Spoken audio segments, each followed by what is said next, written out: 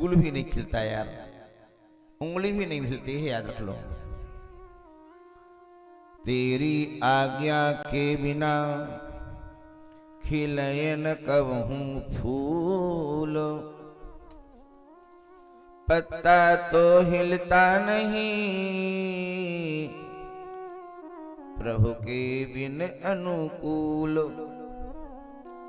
पत्ते की औकात क्या जो खिल जाए, हरा भरा बाग हो जाए, फूल में फूल खिल जाए, ये तो सत्ता उसी की है, सारी करामात उसकी है, सब कुछ उसी का है। जितना देखा जाए, जितना सुना जाए, जितना कहा जाए, उतना सब कुछ में परमात्मा समाया हुआ है। ऐ भो जगन निवासः तुम सर्वदा निवासी। ऐ परमात्मा, ऐ दीनदयालु, ऐ परायम्बा, तू हर जगह है। ऐसी कौन जगह है जहां नहीं है तू? हर पत्ते में, हर कण कण में, हर क्षण क्षण में तू समाया हुआ है। बस देखने की विधा हमारी नहीं है, इसलिए हम देख नहीं पाते हैं, हम पहचान नहीं पाते हैं, हम परमात्मा के चरणारविंदों को जान नहीं पाते हैं। शास्त्रों में बड़ी सुंदर कथा आती है। जब जन्मेजय महाराज पूछते प्रभु नारायण, हमें आपने इतनी सुंदर मांगमय लीला सुनाया है, राम के रूप में परमात्मा ने अवतार लिया, श्याम के रूप में परमात्मा ने अवतार लिया, कई रूपों में, नाना रूप में परमात्मा का अवतार धरती में मात्र किस लिए हुआ? प्रजा को सुख पहुंचाने के लिए। भगवान का आगमन जो होता है ना, वो केवल चार को सुख देने के लिए। विप्र यानी ब्राह्मण, धेनु यानी गाय, सूर्य माने देवता, और संत यानी महात्मा। संत केवल, अच्छा अब यहाँ मन में आपकी शंका होगी, क्या भगवान संत ही महात्मा को सुख दे सकते हैं? क्या अपने भक्तों को सुख नहीं दे सकते? याद रख लीजिए, मैंने एक दिन बताया था, केवल कपड़े पहनने वाला ही संत नहीं होता है, संत वृत्ति होना चाहिए, संत का एक चित्त होना चाहिए, संत जैसा भाव होना चाहिए। केवल कपड़ा कोई रंगा हुआ पहन ले वही संत है, ऐसा नहीं है। मानव जीवन में आत्मा को संत बना लो, मन संत हो जाए, मन पवित्र हो जाए, अपने मन को शांति प्रदान करके सारे संसार के मन को, आत्मा को शांति हम दे दें, संत वृत्ति है। संत सरल सरल बन जाए, संत सरल चित जगत हित। स्वभाव अपना सही बना लो। एक बात बतलाऊं, स्वभाव सही हो जाएगा ना तो प्रभाव अपने आप बढ़ जाएगा। जब तक स्वभाव आपका ठीक नहीं होगा तो आप प्रभावशाली व्यक्ति नहीं बन सकते हैं।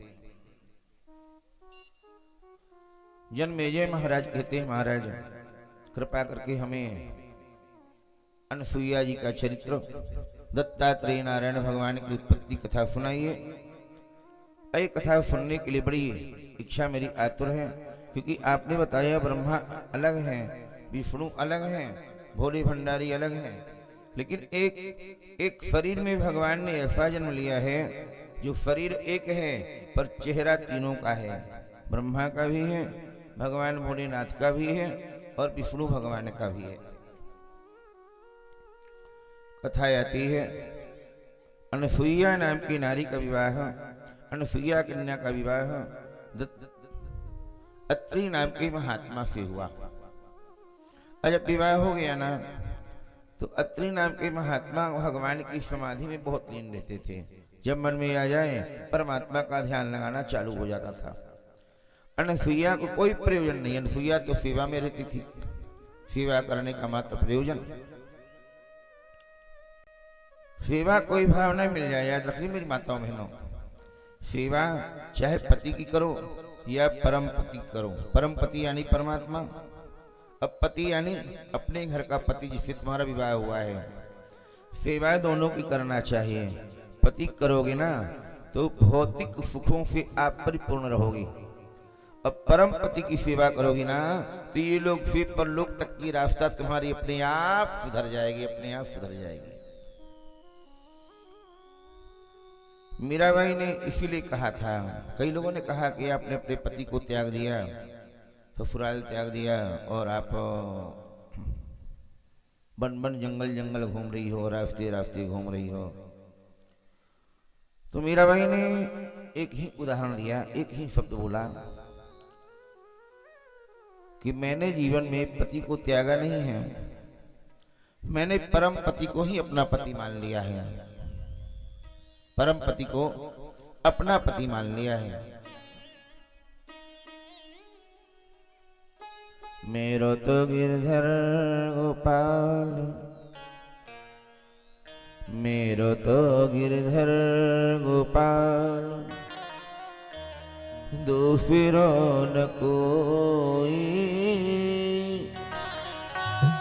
जाके सिरमोर मुकुट मेरो पति सोई, मेरो तो गिरधर गोपाल। बस मैंने परम पति से नाता जोड़ लिया है, दुनिया के बंधन को छोड़ के परम पति को मैंने अपना बना लिया है। पति अब मेरा नहीं है, परम पति ही मेरा पति है। जैसे आदमी दही बिलोड़ करके घी निकाल लेता है ना, और छाछ को कहीं बांट देता है, जो मही आपका निकलता है ना, मोहल्ले वाले को किसी को भी दे देते हो ना, पर कोई घी देता है क्या? नहीं। कोई घी देता हो तो बतलाओ जरा, राधे राधे बोलना पड़ेगा, है ना। मही ले जाओ भैया, मही ले जाओ, दही ले जाओ, पर ना दही देता है, ना दूध देगा फुकट में, ना वो घी देगा, पर मही कोई भी ले जाएगा। तो ऐसे मीराबाई ने कहा, दधी मथ घृत काढ़ी लियो, दधी को मथ करके मैंने घी निकाल लिया, यानी संसार की विषय वासनाओं को मथ करके मैंने जो छाछ था वो निकाल लिया, और घी रूपी परमात्मा को मैंने ग्रहण कर लिया। दधी मथ घृत काढ़ी लियो, छाछ पियो कोई, मेरो तो गिरधर गोपाल, दूसरो न कोई।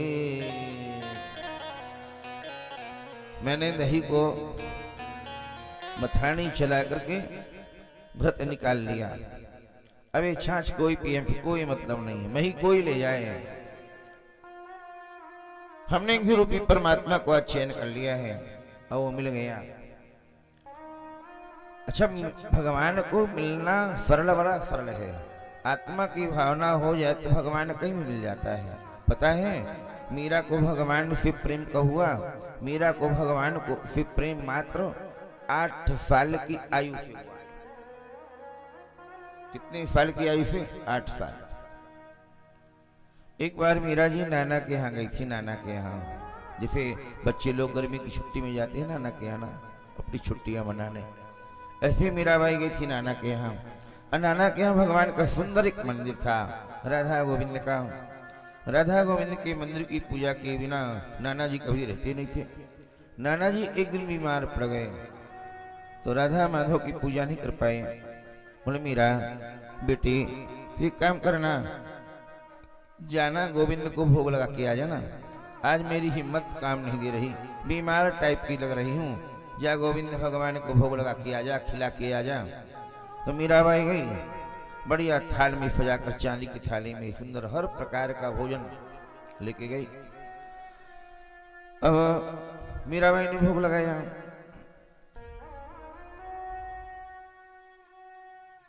अब प्रार्थना करने लगी कि घनश्याम आए, राजा राम आए, आइए ना प्रभु, हमारे भोग का भोजन लगाइए ना। अब भगवान आए नहीं। अच्छा, मीराबाई को क्या मालूम कि नाना जी ऐसे ही पानी घुमाते थे और अपना स्वयं खा जाते थे। मीरा ने तो सोचा कि सही में भगवान आते होंगे। भाई 8 साल की बेटी, 8 साल की बेटी को ही लगेगा ना भगवान आते होंगे, परमात्मा आते होंगे। तो मीरा ने सोचा कि भगवान खाते होंगे, उसे क्या मालूम कि नाना जी ऐसे पानी घुमाते हैं और दिखा के और स्वयं खा लेते हैं। तो मीराबाई ने कहा, अच्छा अच्छा फरमाते होंगे ना, मैं छोटी सी नन्ही सी प्यारी सी बेटी हूँ ना, नाना जी से आपकी दोस्ती हो गई होगी, नाना जी को आप पहचानते होगे, ऐसे भोजन करने जल्दी आ जाते होगे। नन्ही मुन्नी तूतली भाषा। भगवान नहीं आए। मीराबाई ने कहा देखो अच्छा आपको शर्म लगती है ना, मैं आंखें बंद कर लेती हूँ, अब तो आ जाइए। आंखें बंद करी, फिर बुलाई, श्याम आए घन श्याम आए, तब भी भगवान नहीं आए। अब तो मीरा को धीरे धीरे क्रोध आने लगा। एक बार बतलाएं, प्रेम जब परिपूर्ण नहीं हो पाता है तो मानव जीवन में क्रोध आता है, क्रोध की भ्रांति आती है। प्रेम में आपने हिंदी साहित्य में दो श्रृंगार रस में दो रस पढ़ा होगा। श्रृंगार के दो भाव होते हैं, एक होता है संयोग और एक होता है वियोग। अब जैसे कोई झूला में झूलता है ना, तो झूला आगे जाता है ना, जितनी स्पीड पे आगे जाएगा उतनी स्पीड पे पीछे भी जाएगा, है ना। आगे जाना ही संयोग है, पीछे आना ही वियोग है। मानो मीरा को लगता है कि परमात्मा आएंगे, प्रेम भरी बातों पे विश्वास है कि भगवान आएंगे भोजन करने, पर जब भगवान नहीं आए तो क्रोध आया। तो मीराबाई ने कहा अच्छा देखो, जब तक आप नहीं आएंगे ना मैं भी भोजन नहीं करूंगी, यहीं बैठ गई, पालथी मार के बैठ गई। थोड़ा मन में क्रोध आया तो जो मूर्ति बनी थी भगवान गोविंद की ना, तो जैसे लोग गालों को ऐसे पकड़ते हैं ना, कोई बच्चे का गाल पकड़ता है ऐसे, चल खा जल्दी रोटी खा। मीरा ने जो ही ऐसे चिकोटी लगाया, बोले अब तो कान्हा तेरे को खाना पड़ेगा, मुझे बहुत भूख लगी है, देख जल्दी भोजन करने आना पड़ेगा। अजय ही गालों में चिकोटी ऐसे हाथ लगाया, पत्थर की प्रतिमा से साक्षात नारायण भगवान प्रकट हो गए, भगवान प्रकट हो गए। बड़े प्यार से मीरा के हाथ का भोजन लिया, पूरा भोजन ग्रहण कर लिया भगवान ने। अब भगवान अंतर ध्यान हो गए। अब मीराबाई वो थाली ले आई, नाना जी ने कहा बेटी ला थाली, वो प्रसाद कहाँ है, मैं पालूं भगवान का झूठा प्रसाद। मीरा ने कहा नाना जी लगता है आप कन्हैया कुछ खिलाते ही नहीं थे, कभी कितने भूखे थे, बाप रे क्या गपा गप पूरा का पूरा खा गए, पूरा खा गए। नाना जी ने मन में सोचा ही झूठा बोल रही है, स्वयं खा गई होगी, इतने दिन से भोग लगा रहा हूं, कभी भगवान थाली का एक टुकड़ा नहीं खाए, अरे कहती पूरा खा गई। बोले तू झूठा बोल रही, बोली नहीं नहीं सच्ची बोल रही हूँ नाना जी, कल मैंने बुलाई ना, एक तो आ नहीं रहे थे गोविंद भगवान, आ ही नहीं रहे थे, मैंने जैसे चिकोटी काटी गाल पकड़ी वैसे ही भगवान प्रकट हो गए, अब पूरा का पूरा भोजन ग्रहण कर लिया। नाना जी ने कहा अच्छा तो कल मेरे सामने भगवान को बुलाना, मैं छुप के देखूंगा कैसे खाते तेरे कन्हैया। और दूसरे दिन भी थाली सजाई मीराबाई ने और थाली रखी और बड़े प्यार से बोली देखो कन्हैया आज नाना जी मेरी परीक्षा ले रहे हैं, अगर आप आज नहीं आओगे ना तो नाना जी जान जाएंगे कि मैंने वो भोजन किया था, आपने नहीं किया तो आपको आना ही पड़ेगा, फिर कभी आइए या ना आइए पर आज तो आपको आना पड़ेगा। दीनानाथ अनाथ का भला मिला संयोग, यदि अवतारोगे नहीं तो हंसी करेंगे लोग। कान्हा आज तो आना होगा, आपको आज प्रकट ही होना होगा। और मीराबाई बुलाने लगे कि सावरे हन श्याम तुम तो, सावरे सरकार तुम तो, प्रेम के अवतार हो, सावरे सरकार तुम तो, प्रेम के अवतार हो, सावरे सरकार तुम तो, प्रेम के अवतार हो, सावरे सरकार तुम तो, प्रेम के अवतार हो। तुमने बिगड़ी सबकी बनाई, तुम मेरे करतार हो, तुमने बिगड़ी सबकी बनाई, मेरे करतार हो। सावरे सरकार तुम तो प्रेम के अवतार हो। सावरे सरकार तुम तो इनके अवतार हो। चली रही आंधी भयानक भमर पीछे नैया पड़ी। चल रही आंधी भयानक भमर पीछे नैया पड़ी। चली रही आंधी भयानक भमर पीछे नैया पड़ी। चल रही आइए प्रिय है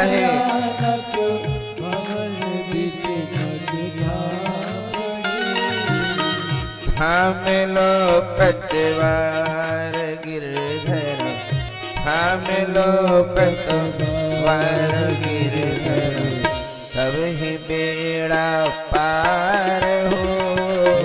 थाम लो पतवार गिरधर तब ही बेड़ा पार हो।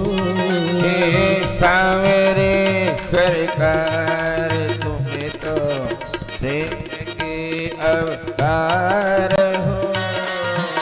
सावरे सरकार तुम तो प्रेम के अवतार हो।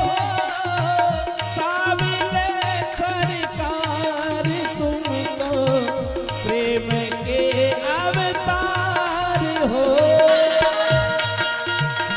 ताड़ियां ताड़ियां श्री राधे राधे राधे जय हो बोलिए।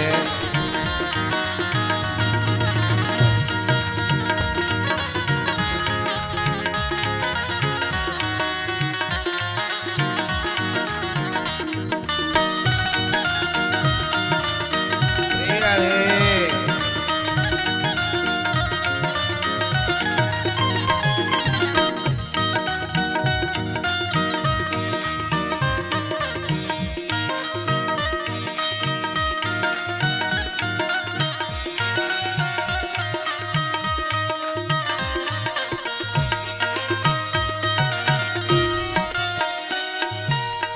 आपके दर्शन हमें इस छवि के बारंबार हो। आपके दर्शन हमें इस छवि के बारंबार हो। आपके दर्शन हमें इस छवि के बारंबार हो। आपके दर्शन हमें इस छवि के बारंबार हो। हाथ पर मुरली,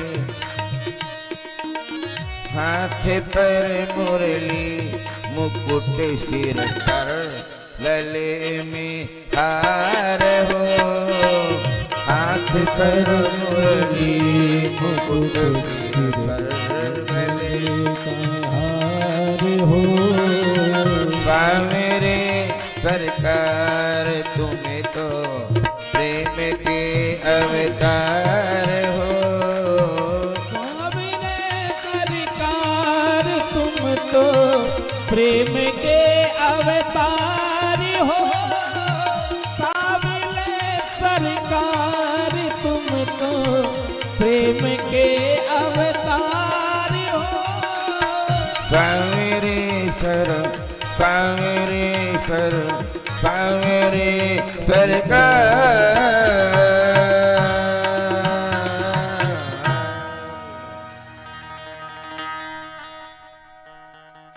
प्रेम के अवतार हो। तुमने बिगड़ी सबकी बनाई, तुम मेरे करतार हो। परमात्मा कान्हा आज तो आना ही होगा, चाहे जैसे आए तो। अच्छा एक बात बतलाएं, जैसे अगर भक्त तड़पता है ना भगवान के लिए, भगवान आए, ऐसे भगवान भी तड़पते हैं यार कि कोई ऐसा भक्त हमें बुलाए जो आर्त पुकार करे, आत्मा की पुकार सुनाए, अब प्रेम से बुलाए। भगवान तो आपके पास आने के लिए हरदम तैयार है यार। कभी मीरा बन के तो देखो, मीरा जैसी आवाज तो लगाओ। खाने को भी तैयार है, पर सेवरी जैसे प्रेम से खिलाने को तो कभी विचार बनाओ। गोद में आने को तैयार है, पर कभी कौशल्या और यशोदा जैसे उस परमात्मा को अपने गोद में खिलाने की लालसा तो रखो। अरे यार, वो कण कण में, पग पग में आपका साथ निभाने को तैयार है, पर अर्जुन जैसे गांडीवधारी अर्जुन जैसे भरोसा तो रखो कि परमात्मा मेरी विजय दिलवाएंगे, परमात्मा मेरा साथ निभाएंगे। मीरा ने आवाज लगाई, परमात्मा प्रतिमा से बाहर निकल के आ गए और बड़े प्यार से भोग लगाने लगे, खाने लगे। आज नाना जी ने दिखा, बाप रे, जिंदगी भर पूजा करते करते थक गया, कान्हा के दर्शन ना मिले। और 8 साल की मेरी नातनी मीरा ने 2 दिन सेवा दिया भगवान की भोग लगाने की, और 2 दिन की सेवा में नारायण भगवान को प्रकट करके दिखा दिया। हजारों साल का तप फेल हो जाता है 2 मिनट के प्रेम के सूत्र में। प्रेम का सूत्र इसलिए कहा गया है कि तप और ज्ञान, अखंड योग, ये सब एक किनारे हैं प्रेम के आगे। यहाँ प्रेम सूत्र है, वहां जप, तप, ज्ञान, योग, साधना सब एक किनारे हो जाते हैं। रामायण में गोस्वामी जी ने स्पष्ट कर दिया है, बारी मथे घृत होई बरु सिकिता ते बरु तेल, पर बिन हरि भजन न भोतरिया, यह सिद्धांत अपेल। एक तरफ मीरा खड़ी है, एक साइड में गोविंद भगवान। नाना जी सोचते मैं किसको प्रणाम करूं, पहले गोविंद को करूं या मीरा को करूं, क्या बात है। अच्छा, गोविंद भगवान तो प्रकट हुए और अंतर्ध्यान हो गए, सामने मीरा खड़ी है। आज नाना जी के नेत्रों में अश्रुपात गिरने लगे हैं, नैनों में नीर बहने लगे हैं। सोचा एक रिश्ता में तो ये मेरी नातनी यानी बेटी है ही बेटी है, आज इस सबसे बड़ी गुरु भी मेरी यही है, क्योंकि इसने गोविंद से मिला दिया, गोविंद के दर्शन करवा दिया, गोविंद से मिला दिया। यार, बेटियां भी वो भाग्यशाली हो जाती हैं जो बेटियां कभी कभी भगवान से मुलाकात करवा देती हैं, परमात्मा से मुलाकात करवा देती हैं। विचार करिए, जनक की अगर बेटी सीता न होती तो सीता के बहाने परमात्मा राम के ब्रह्म के दर्शन कैसे मिलते। अरे, बेटियां ब्रह्म से मिलाने की ताकत रखती हैं यार। धन्य हो बेटियां, जो बेटियां हमारे घर में हुई, अब ब्रह्म उसका हाथ मांगने के लिए तैयार खड़ा हुआ है, हमारे द्वारे पे आया है।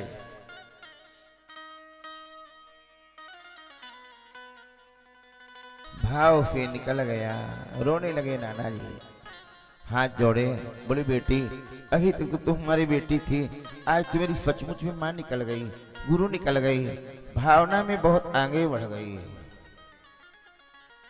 तो तुझे मां कहूँ या बेटी, तुझे मां कहूँ या बेटी, तुझे मां कहूँ या बेटी, तुझे मां कहूँ या बेटी, तुझे माँ कहूँ या बेटी, तूने दोनों का प्रीत समेटी, तूने दोनों का प्रीत समेटी, तूने दोनों का भाव समेटी, तूने दोनों का भाव समेटी, तुझे मां कहूँ या बेटी, तुझे माँ कहूँ या बेटी, तुझे मां कहूँ या बेटी, तुझे माँ कहूँ या बेटी। तूने दोनों का भाव समेटी, तूने दोनों का भाव समेटी। एक बात, बेटी केवल बेटी नहीं होती, वही बेटी कभी माँ बनती है, कभी नानी बनती, कभी दादी बनती है, कभी लक्ष्मी और दुर्गा बनती है। इसलिए बेटी को सदैव नमन है।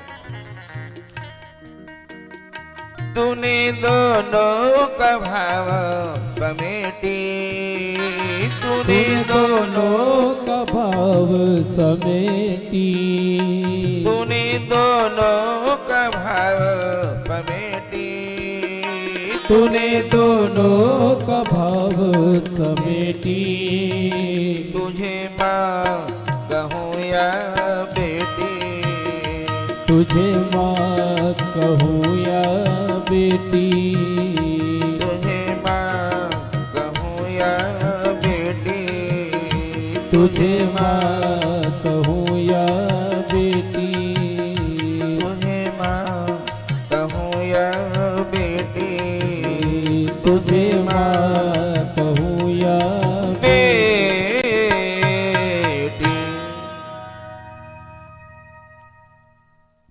बाहरे बेटी, आज संसार के परमात्मा से मुलाकात करवा दी। परमात्मा का छवि अब मीरा में दिखाई पड़ने लगी। क्या बात है। एक बात बतलाऊं, जो भक्त भगवान के दर्शन कर लेते हैं ना, वो भक्त के छवि में भी भगवान दिखाई पड़ने लग जाता है। उसके सर्वांग शरीर में परमात्मा विराजमान हो जाते हैं।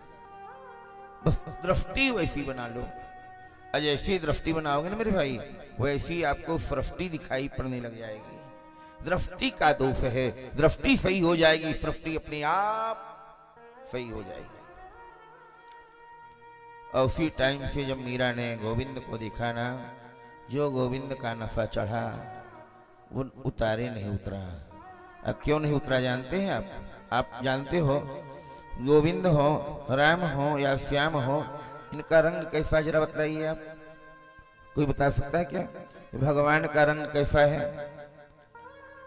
कैसा है? अरे यार सांवला मत बोलो, सांवला तो अपन बड़ाई के लिए बोलते हैं। पेवर काले थे। कैसे थे? पेवर काले।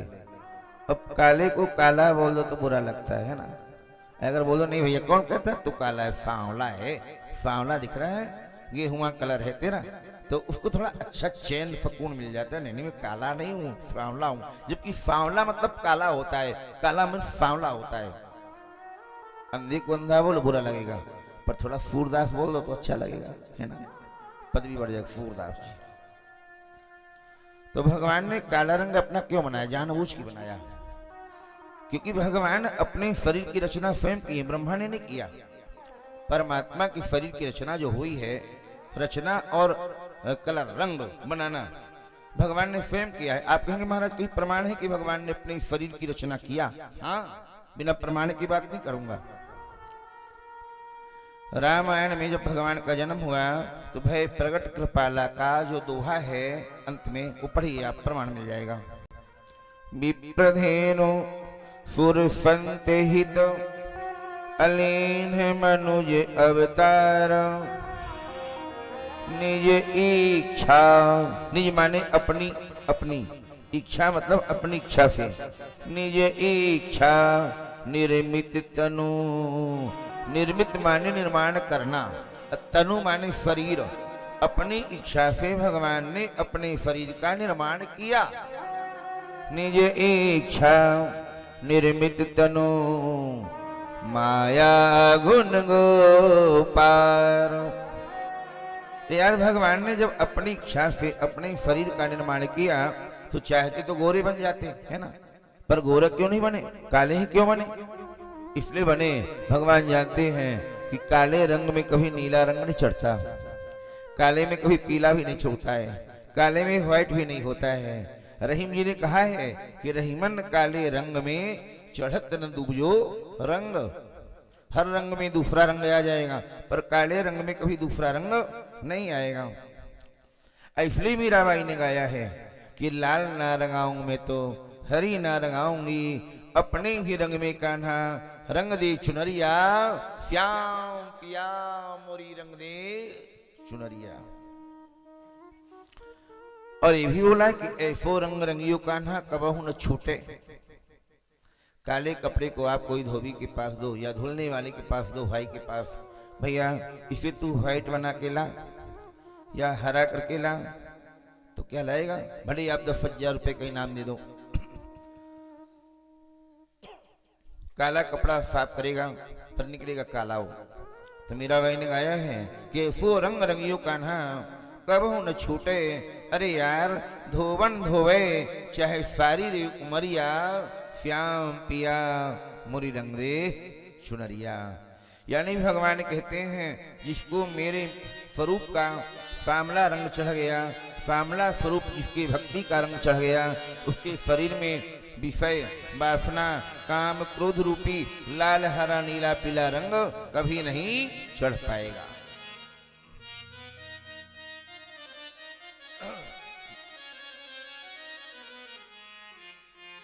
प्रेम हो गया, अनंत प्रेम। और जब अनंत प्रेम हो जाता है तो संत वृत्ति अपने आप बन जाती है। जब प्रेम अनंत हो जाएगा तो मन अपने आप संत हो जाएगा। याद रख लो, प्रेम जब अनंत हो गया, प्रेम जब अनंत हो गया, हो गया, प्रेम जब अनंत हो गया, तो रोम रोम संत हो गया। प्रेम जब अनंत हो गया, रोम रोम संत हो गया। ये हो गया प्रेम जब अनंत हो गया, रोम रोम संत हो गया। प्रेम जब अनंत हो गया, रोम रोम संत हो गया।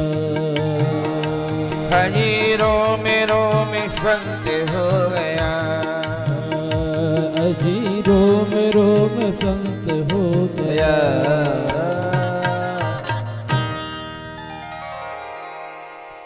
प्रेम अनंत होना चाहिए, प्रेम का कभी अंत नहीं होना चाहिए। क्षमा करिएगा आप लोग, आज के युग में कोई प्रेम की परिभाषा जानता ही नहीं। आजकल जो दुनिया में आडंबर चल रहा है ना, ये प्रेम नहीं है, ये मोह है। मोह क्या है? मोह। मोह और प्रेम में धरती आसमान का अंतर होता है। प्रेम में कभी घृणा नहीं होती, याद रख लो, और मोह में घृणा होती है। प्रेम में कभी स्वार्थ नहीं होता है, मोह में स्वार्थ होता है। प्रेम में कभी मिलने की आसरा नहीं होती है, वो मिले या ना मिले पर प्रेम रहेगा। सच्चा प्रेम माँ बेटी का होता है, भक्त और भगवान का होता है, भाई और बहन का होता है। बेटा भले बॉर्डर में नौकरी करने जाए, मिलिट्री में, है ना, पर माँ का प्रेम। आप कभी कितना प्रेम, शुद्ध प्रेम, विशुद्ध प्रेम की परिभाषा दूं आपको, ध्यान सुनना। और आप लोग को बुरा न लगे तो बोलूं, बुरा तो नहीं लगेगा ना? हाँ सुन लेना ध्यान से।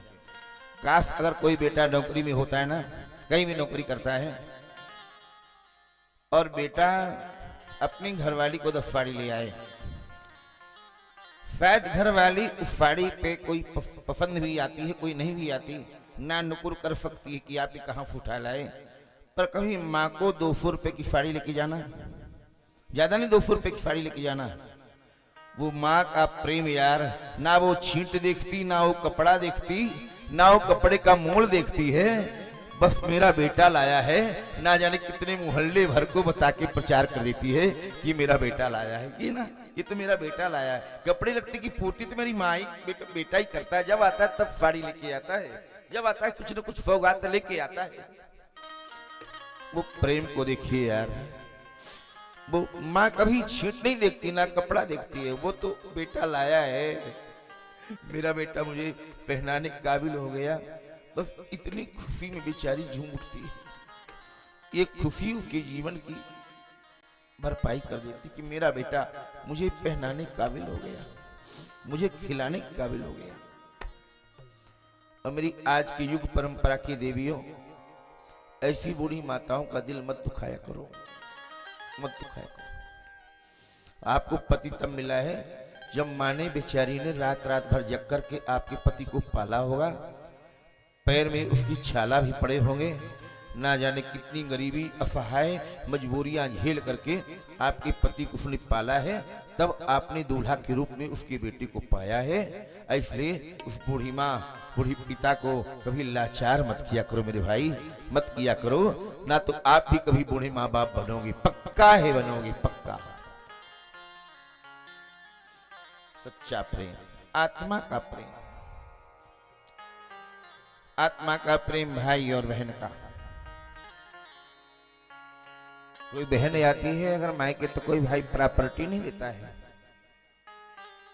और एक बात देखना कि अगर कोई मायके से जब बेटी जाती है तो अगर उसे साड़ी मिल जाए या कुछ छोटा सा तोहफा मिल जाए तो मायके का तोहफा इतना प्यारा लगता है, उसे इतना प्यारा लगता है। माँ पिता ने जो दिया है भले छोटा सा तोहफा हो, वो 2 रुपए का हो, उसमें मोल भाव नहीं कीमत होती। जहां सच्चा प्रेम होता है वहां मोल भाव होता ही नहीं। एक बात ध्यान दीजिए, ये मोह है। लखनलाल जी ने बालक जब निषाद राज जी से संवाद हुआ तो वहां पर मोह की व्याख्या किया है निषाद राज जी ने कि मोह निशा सब सोम निहारा, देख ही स्वप्न अनेक प्रकार।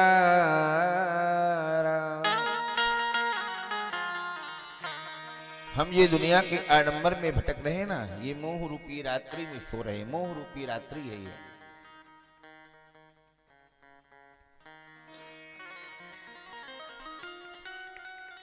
मोह रूपी रात्रि में हम घूम रहे हैं। प्रेम तो केवल परमात्मा से होता है या माँ से होता है, याद रख लेना, भाई बहन का होता है विशुद्ध प्रेम, जिसमें कोई दुर्भावना नहीं रहती है, कोई स्वार्थ की परंपरा नहीं रहती है। बेटा भले माँ से स्वार्थ चाहेगा, स्वार्थ में मोह करेगा, पर माँ कभी बेटा से स्वार्थ में मोह नहीं करती, वो प्रेम करती है।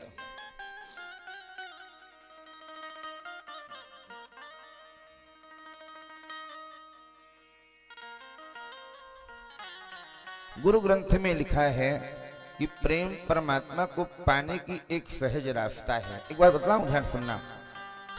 आदमी का प्रेम अगर नोट पे ज्यादा हो तो उसे कहते हैं लालच। क्या बोलते हैं? लालच। अगर आदमी का प्रेम अपने परिवार पे ज्यादा हो तो उसे कहते हैं ममता। क्या बोलते हैं?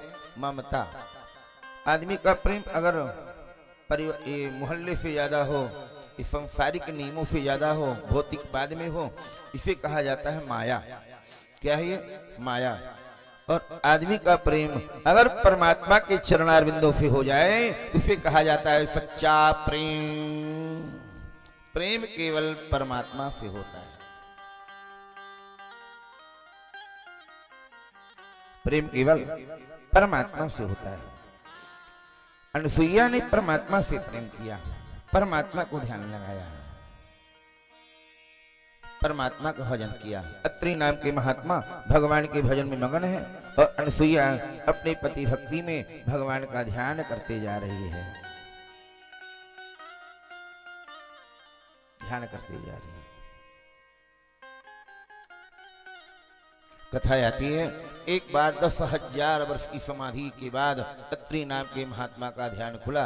अजय ही खुला तो अत्रि महात्मा ने कहा, अनसुईया जलम देही, प्यास लगी है, पानी लाइए ना। अजय ही अनसुईया मैया ने कमंडल उठाया, तालाब में गई, तालाब का पानी अपने आप सूख गया। अरे भगवान परीक्षा ले रहे थे ना कि 10,000 वर्ष के बाद में। अत्रि महाराज का ध्यान खुला है। देखिए जरा अनसुईया कैसे जल प्रकट करती है। नदी में गई, नदी का पानी सूख गया।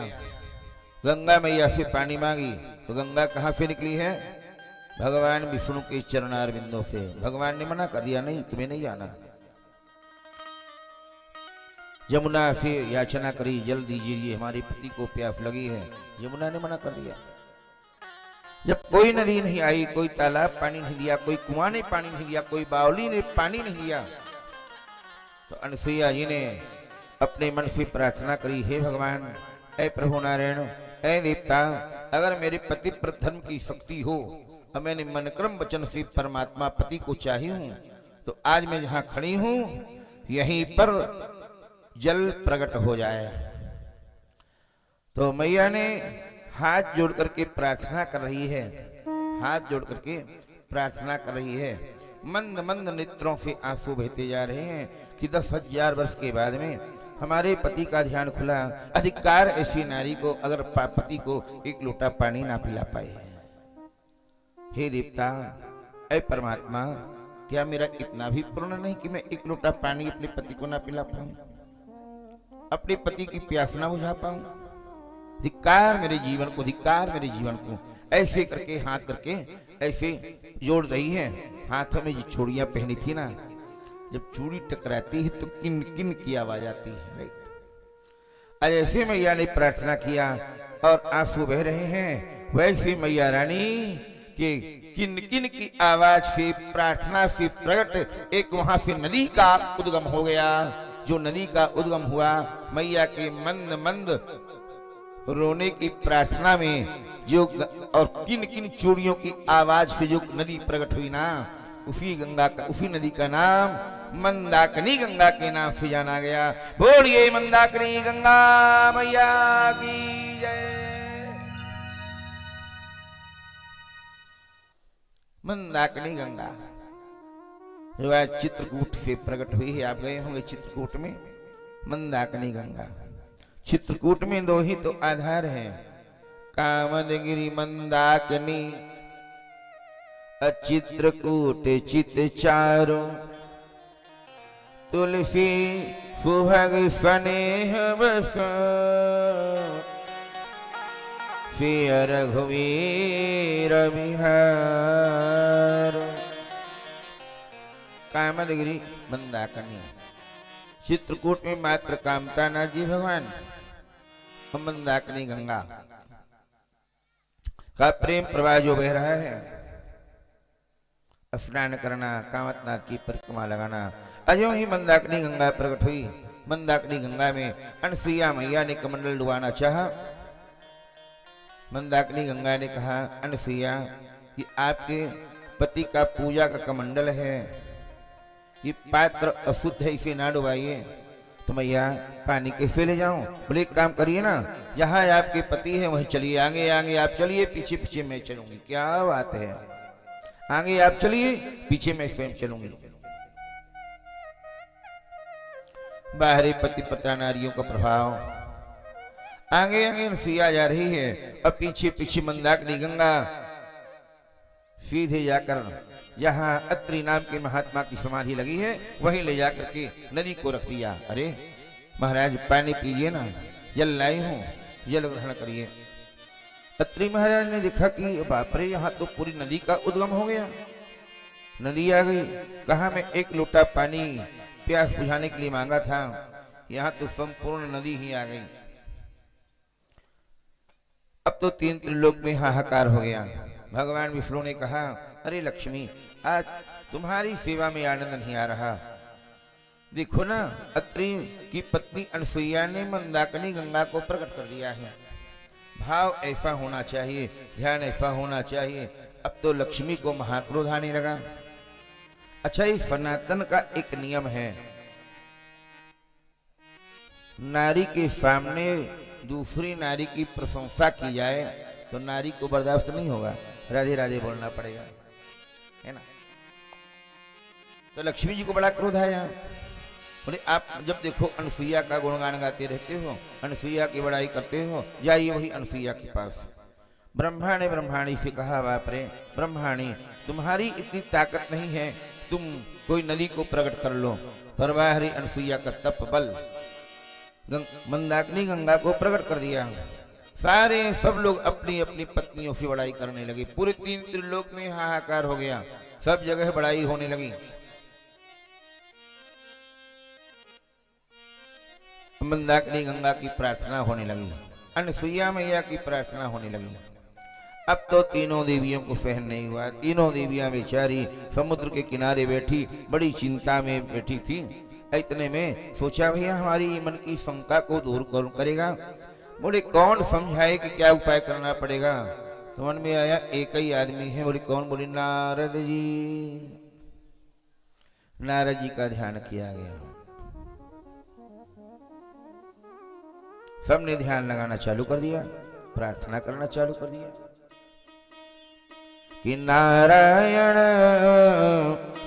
नारायण नारायण नारायण नारायण। गाइए गाइए बोलिए, बैठने नहीं आए हो आप, प्रेम से बोलिए, गाड़ी जाइए। नारायण नारायण नारायण नारायण नारायण नारायण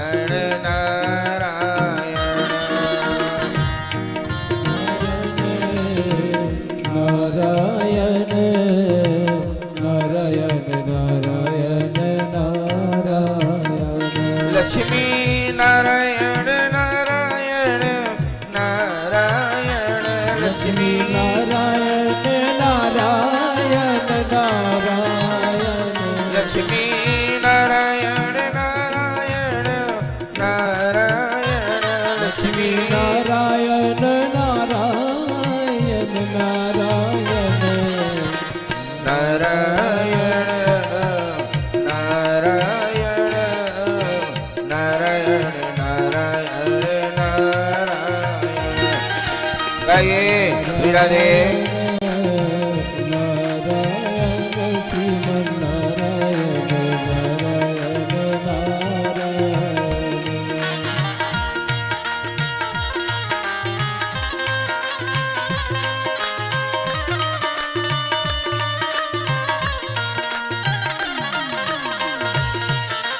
श्री राधे।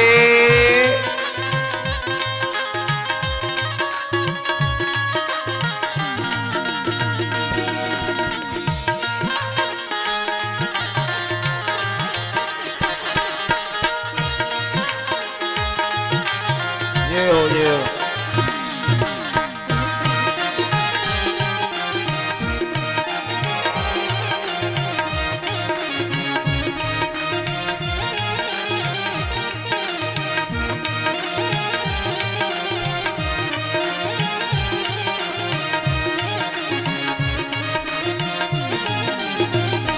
बद्री नारायण नारायण नारायण बद्री नारायण नारायण नारायण। बद्री नारायण नारायण नारायण श्री नारायण नारायण नारायण। नारायण नारायण नारायण नारायण नारायण। नारायण नारायण श्रीमन नारायण नारायण नारायण। श्रीमन नारायण नारायण नारायण। श्रीमन नारायण नारायण नारायण। हरिमन नारायण नारायण नारायण। भजमन नारायण नारायण नारायण। नारायण नारायण नारायण।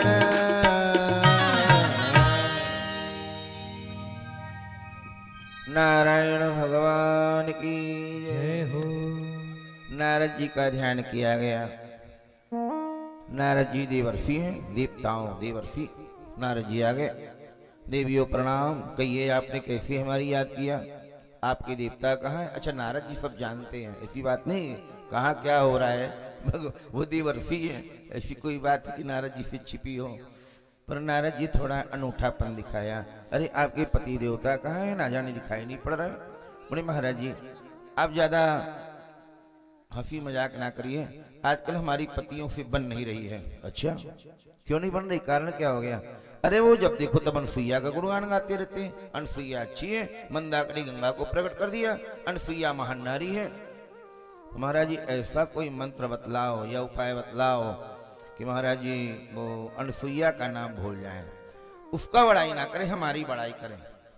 कई पूछने वाले हमारे हम लोगों से भी आती है माई बहनें, महाराज जी ऐसा कोई उपाय कर दो कि हमारा पति बिल्कुल हमारे कब्जे में रहे, या पति बोलता हमारी पत्नी हमारी कब्जे में रहे, जैसा हम चाहें वैसा हो।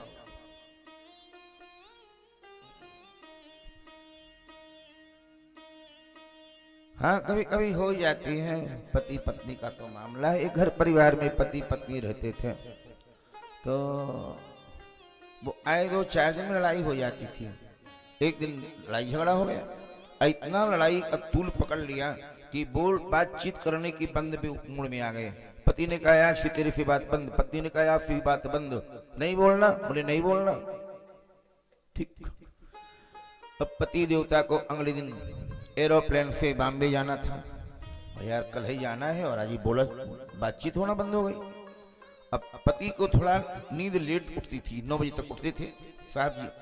उन्होंने सोचा क्या किया जाए, 5 बजे फ्लाइट है एरोप्लेन और 9 बजे उठने की आदत है। अब बोलने का बिल्कुल कसम खा लिया कि बोलना नहीं है। पति ने सोचा किया क्या जाए। उन्होंने एक छोटे से कागज में लिखा, प्लीज मैडम जी हमें कल फ्लाइट पकड़नी है, बॉम्बे जाना है, आप मुझे उठा देना। और कागज को लिख करके टुकड़ा एक तकिया के नीचे सिराने में रख दिया, ओपन में की दिखाई पड़े। पत्नी ने पढ़ भी लिया, आराम से पति देवता सो गए, देवी जी सो गई। सवेरा हुआ, पत्नी देवी ने चाय बनाई पी, नहीं उठाई। 9 बज गया, 10 बज गया, घर वाले की नींद खुली, बाप रे 10 बज गया, अब मेरे को उठाया नहीं, फ्लाइट मेरी चूक गई। घर वाले के पास जाके तमतमाया चेहरा से दिखा, अरे मैंने आपकी सिराने पे लिख के रखा था भाई, बातचीत करना बंद था, मैंने लिख के रखा था कि आप मुझे उठा देना, मुझे बॉम्बे जाना है। घर वाले ने कहा ज्यादा बकबक मत करिए, मैंने भी आपकी सिराने के नीचे लिख के रख दिया था कि प्लीज मैं नहीं उठा पाऊंगी, कृपया आप 4 बजे उठ जाइएगा। जाके पढ़ लो, सिराने के नीचे कागज रखा होगा। तो कभी कभी बात ना करने से बातें बिगड़ जाती है, याद रख लो। बात बनाना आना चाहिए और करना क्या चाहिए, इसके लिए भैया हम बता रहे हैं। रिश्तों को ध्यान सुन लेना मेरी बात। ये भाई ये बच्ची को बैठाइए, आप बिठाइए। करना क्या चाहिए हमारी बात सुन लेना, महामंत्र दे रहा हूं आपको। रिश्तों को कुछ इस तरह बचा लिया करो, रिश्तों को कुछ इस तरह बचा लिया करो यार, कभी मान जाया करो, कभी मना लिया करो, कभी मान जाया करो, कभी मना लिया करो। रिश्तों को कुछ इस तरह बचा लिया करो। 2 बातें में आनंद आ जाएगा, कभी मान जाओ, कभी मना लो। ऐसे कसम खा के बैठ जाओगे कि हम आज से बोला चाली बंद, बात ही नहीं करेंगे तो काम तो बिगड़ेगा ना भैया। काम किसका बिगड़ेगा? अपना, दूसरे का नहीं बिगड़ने वाला। जितना क्रोध करेंगे आप उतना ही आपका शरीर बेकार होगा, टेंशन में दिमाग खराब होगा और काम भी आपके नहीं बनेंगे। इसलिए रामायण में लिखा है क्रोध पाप कर मूल। पाप की जड़ क्या है? क्रोध। ये पाप की जड़ है, कोई अच्छा ही नहीं है। एक आदमी ने पूछा महाराज जी हमको क्रोध आ ही जाता, क्या करें? अच्छा क्रोध ज्यादा आता है तो क्या करना चाहिए? मैंने कहा एक काम कर भाई, तुझे ज्यादा क्रोध आता है ना, तो जब क्रोध आया करे तो आईना में अपना चेहरा देख लिया कर। कसम भगवान की क्रोध पूरा ना गायब हो जाए तो गारंटी मेरी। हाँ क्रोध आए तो अपना चेहरा देख लो, तब लगेगा बाप रे कितना अच्छा चेहरा था, कितना डेंजर दिख रहा है, कितना बेकार दिख रहा है। यार विचार करिए, ध्यान सुनो मेरी भाई बहनों भाइयों, यार विचार करिए, जब 2 मिनट के मुस्कुराने में पूरा आईना खिल जाता है, आईना में हंसती मुस्कुराती फोटो आती है, कैमरे में अच्छी फोटो आती है तो जिंदगी भर मुस्कुराओगे तो जिंदगी तुम्हारी अपने आप मुस्कुरा जाएगी यार। इसलिए मुस्कुराते रहा करिए, हंसते रहा करिए।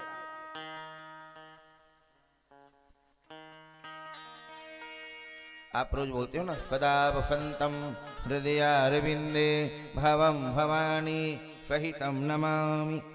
बसंत ऋतु के समान प्रसन्न चित्त रहना चाहिए, सदैव मंगल कामना करते रहो। अनसुईया माने तो नारद जी ने कहा एक काम करो देवियों, अपने अपने पतियों से जाके बोलिए कि आपके पति अनसुईया की परीक्षा लेने जाए। तीनों देवी आ गई और अपने पति से बोली कि जब तक अनसुईया की परीक्षा लेके नहीं आओगे तो हम आप अन्न जल ग्रहण नहीं करेंगे। पति देवता ने कहा ठीक है। अब तीनों देवता ब्राह्मण का रूप बनाए, अनसुईया के दरवाजे पहुंचे। मैया भिक्षाम देहि, भिक्षा दीजिए। मैया ने सोचा दोपहर हो गई, दोपहर में अगर कोई ब्राह्मण आए, अतिथि आए तो बिना भोजन के नहीं भेजना चाहिए, भोजन के लिए पूछना ही चाहिए। बोले महाराज हमारे हाथ का भोजन कर लीजिए ना, दोपहर हो गई है। तो ब्राह्मण देवता परीक्षा लेने तो आए थे। ब्राह्मणों ने कहा नहीं मैया, हम सबके हाथ का भोजन नहीं करते हैं, हम उसी नारी के हाथ का भोजन करते हैं जो नारी कपड़े त्याग कर निर्वस्त्र होकर हमारी थाली लगाए। मैया ने सोचा ब्राह्मण तो कभी ऐसा बोल नहीं सकते, जरूर दाल में काला है, जो तीनों ने आकर हमें चक्कर में डाला है। बोले ब्राह्मण देवता आप खड़े रहिएगा, थोड़ा अंदर जाके हम पता करें। अत्रि महाराज तो थे नहीं, उस समय अखंड समाधि लगाए थे अत्रि महाराज, उनके पति देवता। अनसुईया अंदर गई, ध्यान लगाई, बोले ए परमात्मा, ए नारायण भगवान, अगर मैंने मनक्रम वचन से पति की सेवा की हूँ, मुझे पता चल जाए कि कौन आए हैं मेरे दरवाजे में। आकाशवाणी हो गई, अरे देवी तेरे दरवाजे में साक्षात ब्रह्मा विष्णु भोले भंडारी आए हैं। अरे जहाँ भगवान आ गया दरवाजे में, भगवान जैसा कहे वैसा तू चालू कर दे, सारे काम अपने आप पूरे हो जाएंगे। मैया बाहर आई,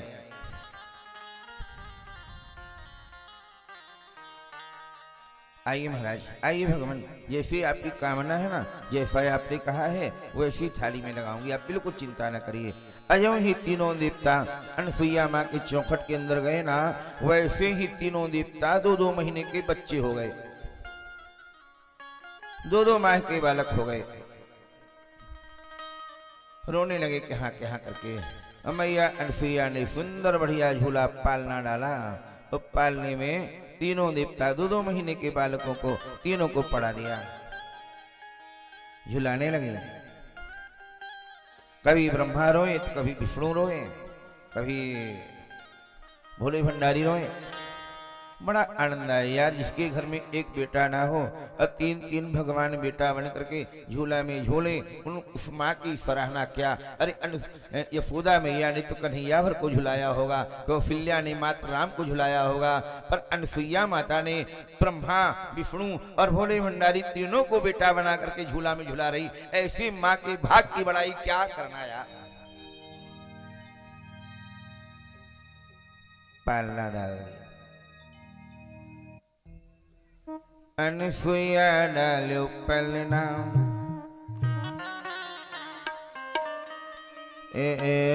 अनसुईया डालो पलना, झूले रहे ललना।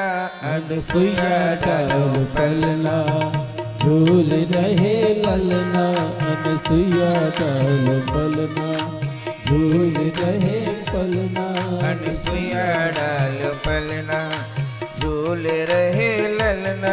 अनसुईया डालो पलना, झूल रहे ललना।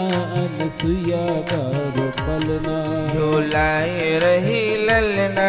अनसुईया डालो पलना, झूलाए रही ललना। अनसुईया डालो पलना। श्री राधे।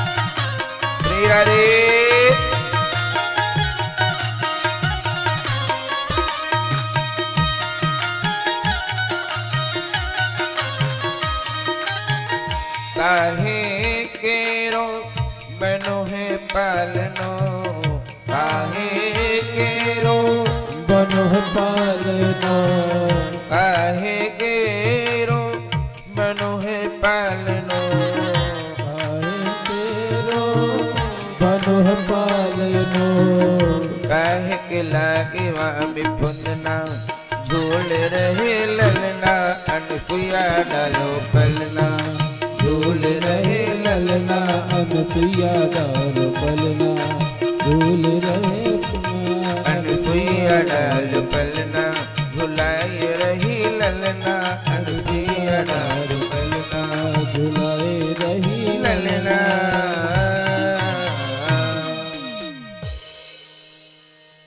झूला पड़ा हुआ 2 माह हो गया, 4 माह हो गया, 6 माह हो गया, आए नहीं, लौट के गए नहीं भगवान।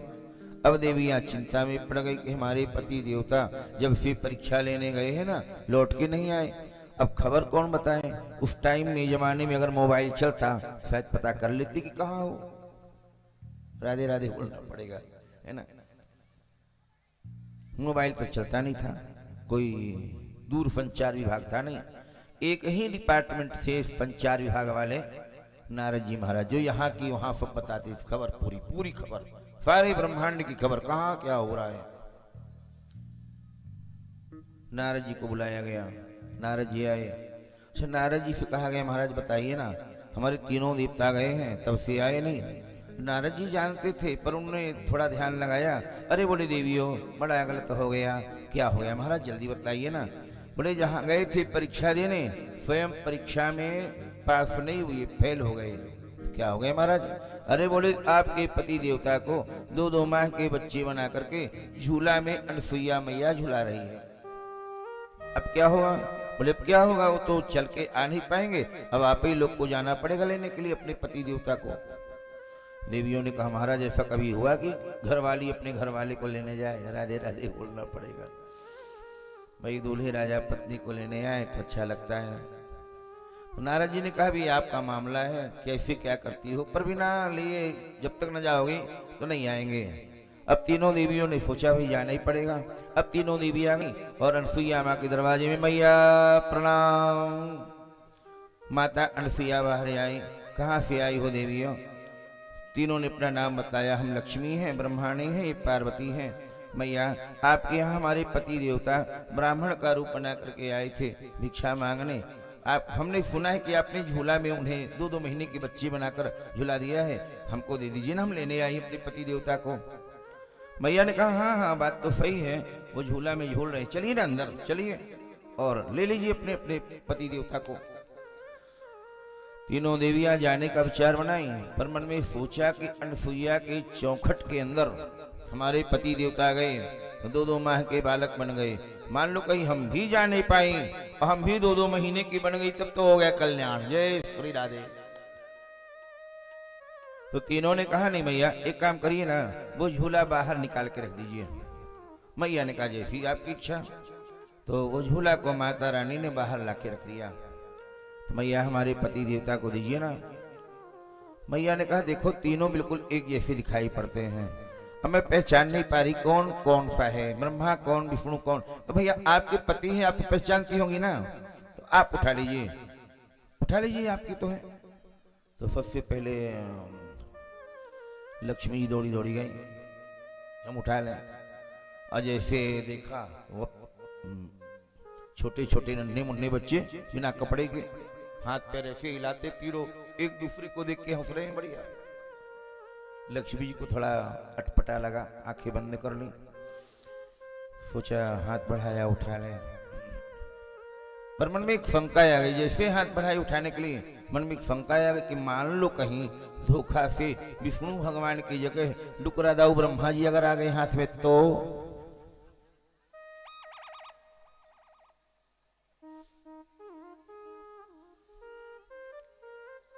नहीं हिम्मत पड़ी, हिम्मत काम नहीं आई, नहीं उठा पाई।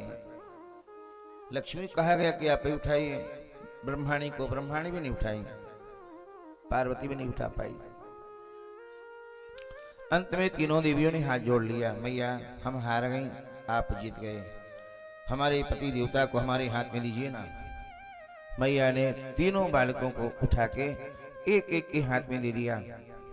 बोले ये लीजिए ब्रह्मा जी, ये विष्णु जी और ये भोले भंडारी जी। अब तीनों लिए हाथ में। बोले अब जाइए, ये आपने जो मांगने आई थी हम दे दिए। अब तीनों देवियां पति देवता को देख भी नहीं रही, कैसे देख ले। तो तीनों देवियों ने कहा मैया आपने इन्हें जो दे तो दिया है, पर ये ऐसे ही रहेंगे क्या? ये ऐसे ही रहेंगे? माँ ने कहा जैसे आए थे हमने आपको दे दिया। अरे मैया इन्हें वैसे बनाइए ना जैसे पहले आए थे आपके यहाँ। माँ ने करुणामयी हाथ घुमाया तीनों के सर में। ब्रह्मा ब्रह्मा बन के खड़े हो गए, भोले भंडारी भोलानाथ बन के खड़े हो गए, भगवान विष्णु विष्णु बन के खड़े हो गए। अरे तीनों देवता खड़े हो गए तो माता अनसुईया के नेत्रों में अश्रुपात बहने लगे।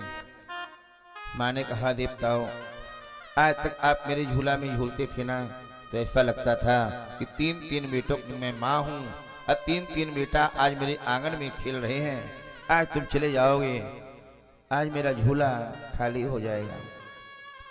मैं आपको जाने नहीं दूंगी जब तक मेरे झूले में एक बालक नहीं आएगा। और बालक ऐसा होना चाहिए जो बालक भले एक हो, पर याद मुझे तीनों की आएगी ना, ब्रह्मा की भी, विष्णु की भी, भोले भंडारी की भी। हमें तीनों देवता चाहिए। तीनों ने अपने अपने तपोबल से एक बालक प्रकट किया। बालक अकेला था, दो पैर दो हाथ थे, पर वो बालक के तीन सिर थे, एक ब्रह्मा जी का, एक भोलेनाथ का, एक भगवान विष्णु का। तीनों भगवान ने जो बालक प्रकट किया झूला में ना, वही बालक का नाम दत्तात्रेय नारायण रखा गया। बोलिए दत्तात्रेय नारायण भगवान की जय। दत्तात्रेय नारायण भगवान। अब तीनों देवता जाने लगे, अनसुईया मैया विदा करने लगे। नैनों में नीर बहने लगे। लक्ष्मी मां रोने लगी। ब्रह्माणी तो सयानी थी, सयानी की सयानो जैसी विदा हुई, लेकिन लक्ष्मी सबसे कम उम्र की थी, मानो बिटिया जैसी दिखती थी। दुख हुआ अनसुईया को कि मेरे घर में तीनों को मैंने बेटा बना के पाला है, तो रिश्ते में तीनों बहुएं मेरी कहलाई, कुछ न कुछ बहुएं आई है तो देना चाहिए ना। ब्रह्माणी को दिया, पार्वती को भी दिया। देवी लक्ष्मी आपको तो मैं अगली बार दूंगी, अभी नहीं। जब आप त्रेता में परमात्मा राम की धर्मानुरागिणी पत्नी सीता बन के आओगी ना, आओगी जरूर, आना है आपके भाग में है, आओगी। ध्यान सुनना मेरी बात। वही अनसुईया आश्रम में जब भगवती सीता मां परब्रह्म परमात्मा राम के साथ आई, तो सीता मैया को अनसुईया ने वस्त्र दान किया था, वस्त्र दान, साड़ी। सीता मैया जो साड़ी पहन के आई थी ना, कई जगह से झाड़ियों में उलझ की फट गई थी। अच्छा, पहले के जमाने में एक नियम था कि साड़ी अगर फट जाती थी तो सीने का सुई धागा का उतना प्रयोग नहीं होता था, वो साड़ी और फाड़ के वहां पर गांठ लगा दी जाती थी। गांठ साड़ी दिन दिन छोटी होने लगी। लेकिन जब अनसुईया के आश्रम में भगवती सीता अम्बा आई, चौपाई पढ़िए प्रमाण मिल जाएगा। अनसुईया ने जो बसन ओढ़ाए, अनसुईया ने